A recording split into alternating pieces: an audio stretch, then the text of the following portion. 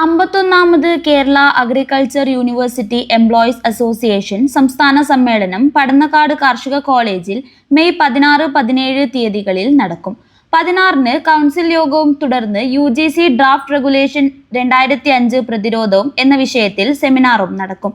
CPIM Kanhangad area secretary advocate Rajmohan അധ്യക്ഷത വഹിക്കുന്ന seminar CPIM ജില്ലാ സെക്രട്ടറിയും സമ്മേളന രക്ഷാധികാരിയുമായ M. രാജഗോപാലൻ MLA ഉദ്ഘാടനം ചെയ്യും.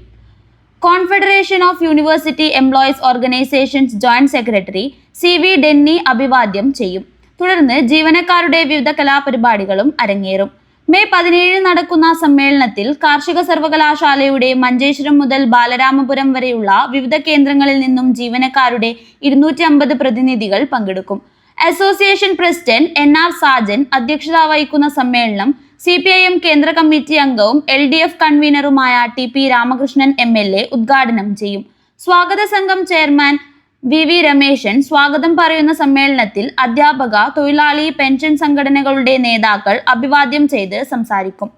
പടന്നക്കാട് കാർഷിക കോളേജ് അങ്കണത്തിൽ വെച്ചാണ് ഈ പ്രാവശ്യത്തെ അസോസിയേഷന്റെ സംസ്ഥാന സമ്മേളനം ചെയ്യുന്നത്. പടന്നക്കാട് കാർഷിക കോളേജിൽ ആദ്യമായിട്ടായിരിക്കും സംസ്ഥാന സമ്മേളനത്തിന് വേദിയാകും.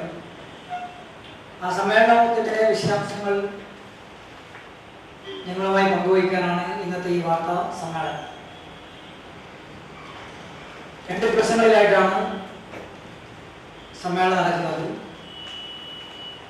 ആദ്യ ദിവസം കാർഷിക മേഖലയിലെ വിഷയങ്ങളെ ആസ്പദമാക്കിക്കൊണ്ടുള്ള സെമിനാറാണ്. 2ാം ദിവസം പ്രതിനിധി സമ്മേളനമാണ്. 1998-ൽ പടന്നക്കാട് കാർഷിക കോളേജ് രൂപീകൃതമായതിനു ശേഷം ആദ്യമായാണ് സംഘടനയുടെ സംസ്ഥാന സമ്മേളനത്തിന് ആതിഥ്യമരുളുന്നത്. വാർത്താ സമ്മേളനത്തിൽ VV Rameshan, publicity committee chairman Satheesh Kumar M, Ajith J, Rajesh CV, Jishnuraj MV എന്നിവർ പങ്കെടുത്തു. News bureau, Kanhangad.